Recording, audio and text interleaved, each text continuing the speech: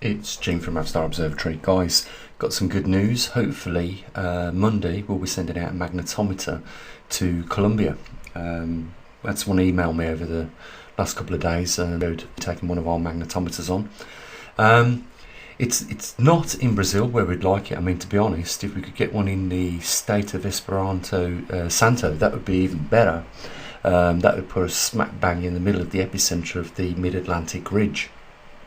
Sorry, not the mid-Atlantic ridge, the mid-Atlantic anomaly, which is that low region of intensity in the range of around about 25 nanoteslas, compared to somewhere like Russia at the moment, which is about 60,000 nanoteslas. So, you know, more than half under that intensity. So it's going to be interesting to see what we can get. I'll just show you the magnetic intensity map so you can see where Colombia sits with regards to the South Atlantic anomaly. So what I've done here, I've pulled up the intensity chart so you can see the South Atlantic anomaly around 25,000 nanoteslas, like we was talking about over in Russia, 60,000, then back over into Canada. You know, it's a little bit less than 25,000 nanoteslas, but you can see with the arrows indicating where our new magnetometer is going to go. It's just on the edge of the South Atlantic anomaly, and at the moment the South Atlantic anomaly is increasing. So we could get some data and perhaps not have to wait too long for that data to start showing indications of change in that region. What would be good is in a few months' time we send out also there to Michael a Muon detector, and we can get a reading as to what the situation is like in an intensity less than what we're already getting at other locations around the world, like, you know, down in Perth, Australia. Jeff's got one of our magnetometers and one of our Muon detectors. You know, we're in a region there at 60,000 nanoteslas. We've got the same here in the UK and over in Canada. So it'd be interesting to compare, you know, what it's like to drop more than, you know, or drop around 40,000 nanoteslas in intensity, because, you know, when this Earth does go through, you know, a reversal, or the magnetosphere weakens more, you know, that's what we're going to be susceptible to. So the one in Colombia right now will be a good testing ground as to see what is going on in that location. You know, if we do start getting very high readings of muons in that region, it's an indication of, you know, the South Atlantic anomaly being, you know, a hole in our magnetosphere. It'll give us an idea also, if we start looking at some of the demographics in that country, as to how it is affecting people on the ground. That's what we want to know at the end of the day. So this is going to be some very important data that we're going to be collecting from that region. I would have loved to get one in South Brazil or even Paraguay, you know, but it's very difficult. It's going to be really difficult for us now with all what's going on in Russia to get one over there. But it would be good to see if the intensity is increasing in that region furthermore, and also, you know, what benefits that has in that region as a result of that. Now, you know, I showed a video yesterday which theoretically shows us that where these coldest regions are where the highest intensities are on our planet. You know, the Arctic Circle is extremely cold. You've got Arctic climates down there, and where the South Pole is at the moment, just off the peninsula of Antarctica, you know, it's a very cold region. You know, if the magnetic poles start forming high intensities over certain regions, you know, and that also you know, starts to drive down the climate, you know, I don't know where Russia's going to stand in the future. I really don't. I mean, it's already, you know, most of the continent of Russia is, or some of it at least, let's say not, I don't know, 20-30% of Russia is in the Arctic Circle in any case. But with the magnetic pole heading on a direct course as we know it is, you know, it's going to bring down the climate even more.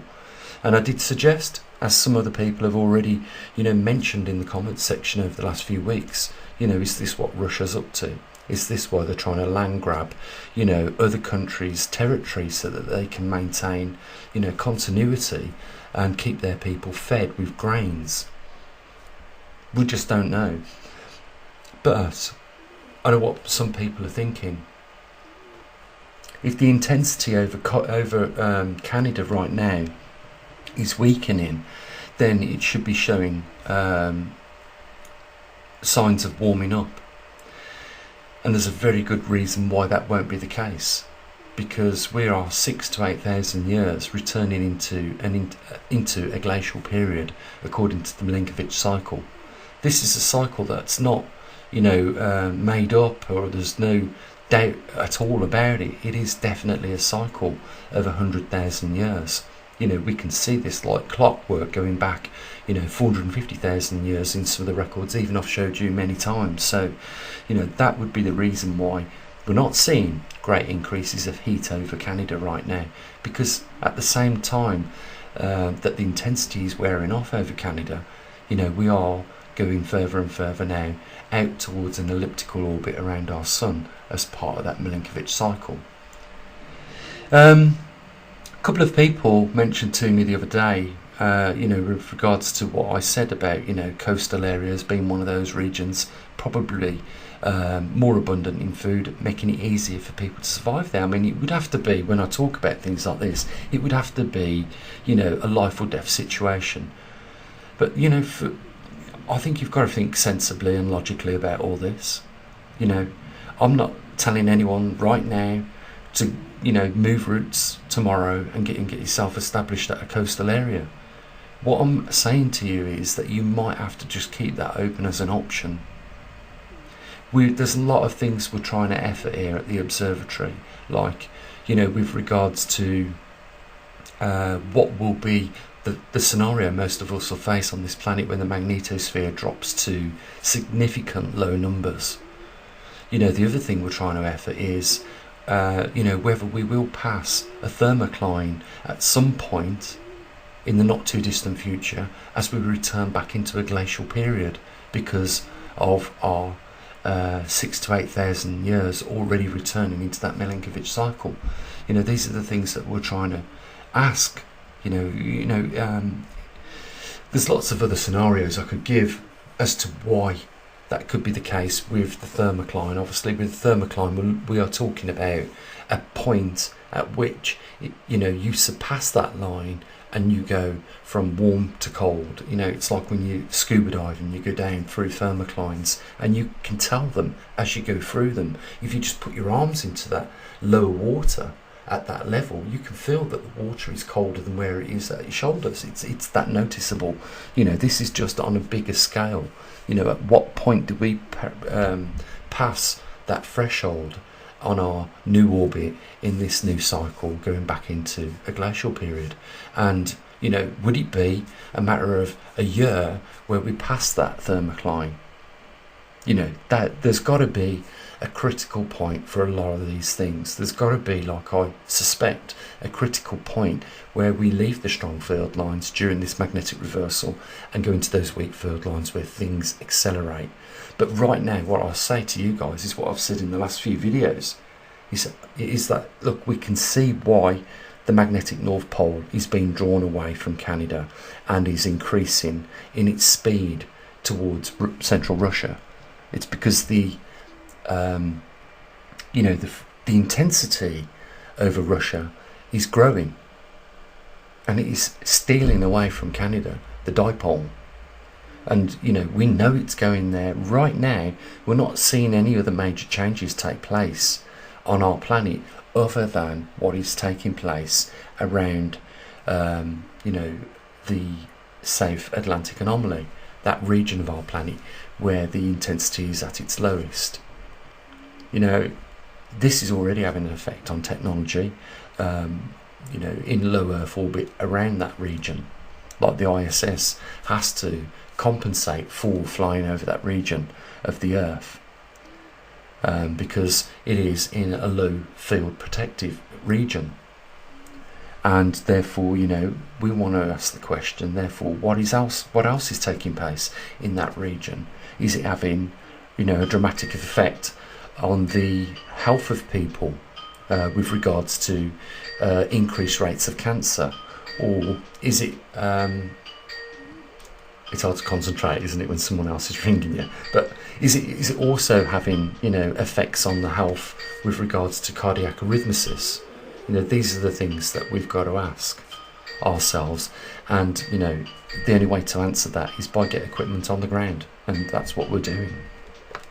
So what I've just added quickly to the map is all the other black arrows where we have currently active magnetometers.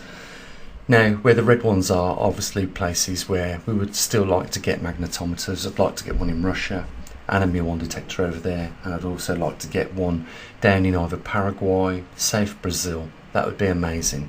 But as you can see right now, with, you know, the one hopefully that will be out there next week in Colombia, we've got the one there in Arizona, we've got the other one in Canada, one here in the UK along with the Trimag system, and we've got one down in Perth with Jeff at the moment. These are, you know, obviously our superstars that have got them. The red arrows are where we would like to get them, magnetometers and Muon detectors as well. But you know, we're not doing bad. You know, we've almost got the complete deck of cards really out there in the field. We're monitoring and tracking every 3 seconds. I know it's an incredible resolution. The magnetic North Pole migrating as it does over the hemisphere, northern hemisphere. Every 15 minutes from those black arrows in those locations, you know, from next week we should be tracking the magnetic intensity in them regions. Guys, there isn't an organisation on this earth that you know, can stop us doing our own research in this field and relaying the information back to, you know, you guys. I believe with the information that we get from Colombia, hopefully at a later date down in Paraguay, Brazil, that will be critical for us, because it will give us real-time information of what is taking place in a lower magnetic intensity. So if our magnetic intensity should drop off a huge chunk, you know, we know what to expect. But I'm going to say this, we might discover something very shocking, you know, and we can compare on demographs and things like that, what are the cancer rates in these countries, and if they are alarmingly and shockingly high for areas of our planet with a low intensity, then we know it stands to reason that it's because of the extra inbound radiation that is causing cancer and you know, heart failure. As simple as that. We can also I suppose find out, you know, in some fields of study, you know, how the animals in those regions are, you know, dealing with the low levels of protection through the low intensity in that region. So, you know, it gives us information on where the intensity is increasing, what to expect, you know, with climate, with regards to climate and temperature. More importantly, it also gives us an indication where we see these regions increase in intensity, how much protection they get, and also vice versa for the low intensities as well. So we are doing what really, I think we're doing a really good job. But this, now this is the thing, right, we need to get serious about keeping this funded, because I really do sometimes get really frustrated at the lack of funds that we could raise. I mean, we've got 50,000 subscribers. I know that's not a real reflection of how many subscribers we actually have got, because I say you've got as many subscribers that viewed your last video. And if we look at yesterday's views, it's around about 5,000. So we've got 5,000 active people. But, you know, we need to do something more about the level of people that actually come forward and chip in a bit of, you know, support for the observatory financially. We need to improve that. And we could do it. It just needs people to be a little bit more motivated. You know, I keep saying this, there's a lot worse things that you can do than help fund an observatory studying, you know, the effects of geomagnetic reversal and a depleting magnetosphere. There's a lot worse things you can do with your money. But you know, when it comes down to it, I've invested a hell of a lot of time into this, guys. You know, sometimes it was real painful, the time that was invested, because you know, it required a long time to write the program for the Trimag system. Nearly 2 years it took me. And you know, where we benefited from that is, you know, once I grasped a certain level of writing programs and building electronics, you know, we have now extended on that with magnetometers in the regions that you see in front of you. Not just magnetometers, but also muon detectors. We wouldn't have been able to afford to buy them. I just say that right now. You know, when the cost of those things are around about £7,000, if it weren't for MIT, you know, doing all the background work and building and designing them, you know, and allowing us to, you know, rebuild their creation, we wouldn't be in a position to do it. But you know, when I talk about state-of-the-art technology, there isn't a silicon photo multiplier in the world bigger than one that we're using for that muon detector. That is as far as the technology has gone so far in that region of electronics. It's like the Illuminox sensor for the oxygen sensor that we have. You know, again, there isn't anything more state of the art than that.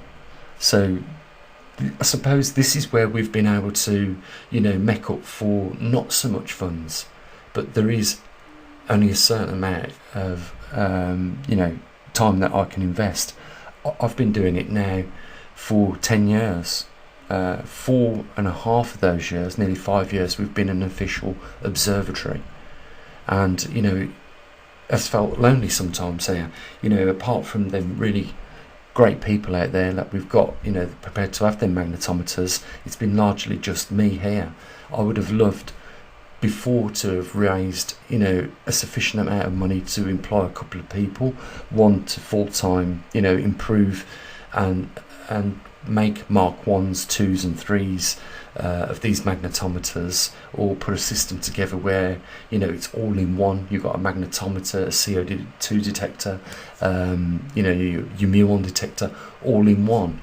And I would have loved it to have been wireless, so that whoever brought it or took it off us as part of our research, they just literally had to switch it on and link it up with their router system in their home for the internet, and that could have been sent up to the internet, and you know, we could have had live graphing taking place. All this is possible, you know, and I've got sort of the idea in my head of how I'm going to put all this together. It's just, when it comes to writing programs, it's very time consuming, and you know, I'm at a push already running the website and everything else, and trying to, you know, pay the rent and keep the lights on, just like yous are, and put some food on the table.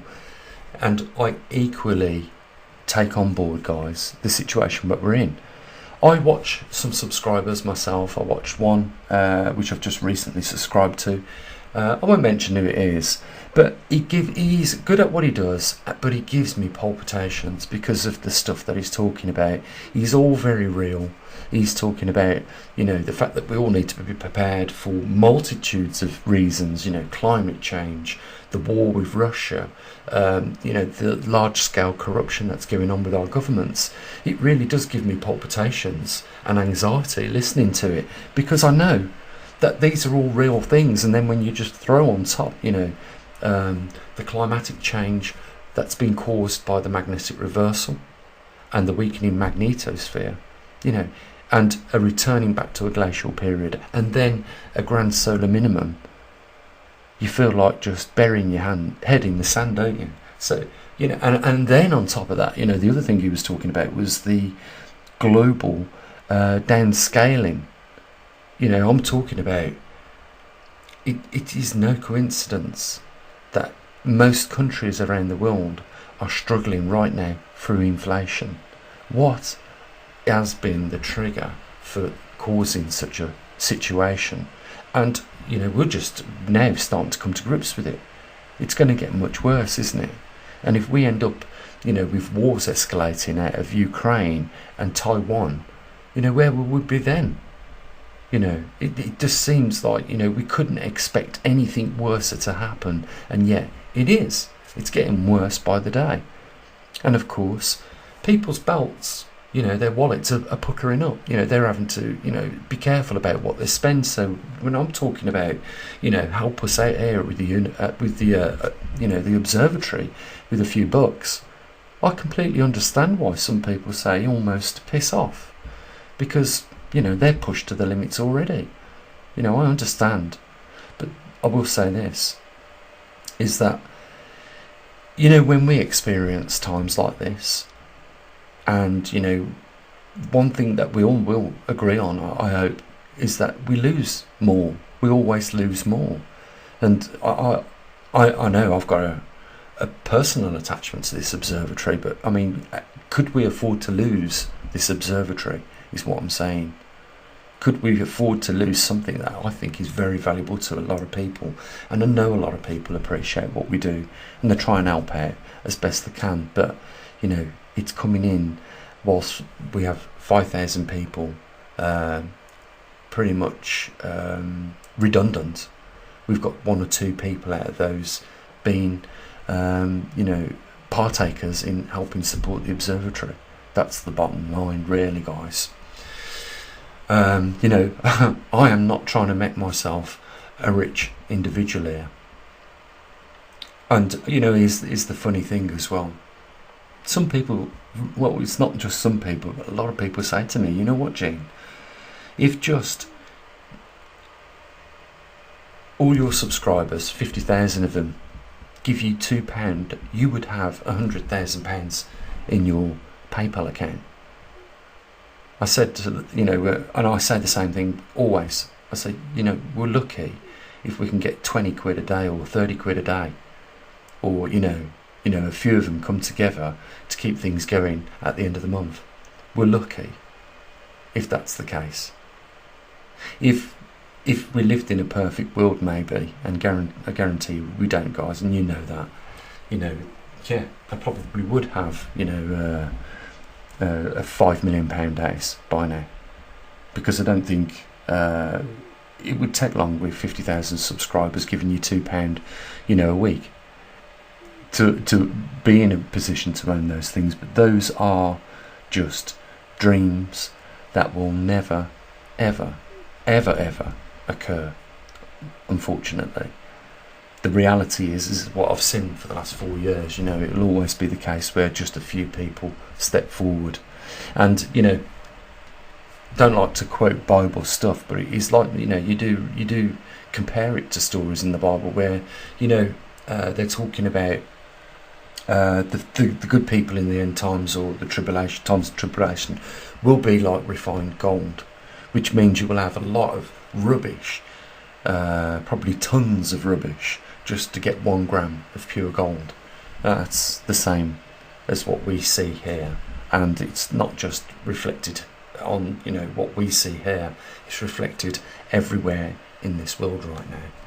You will agree with me that there has been way too much corruption from global governments across the world to this date, and it has got too much. We can't afford CO2 lies right now. We can't afford to drive Teslas right now. We can't afford to pay double and triple for our gas and electric and our food. The world can't afford it, and it's got to the point where it can no longer sustain the current plan that's in place. You just can't do it. This, guys. It.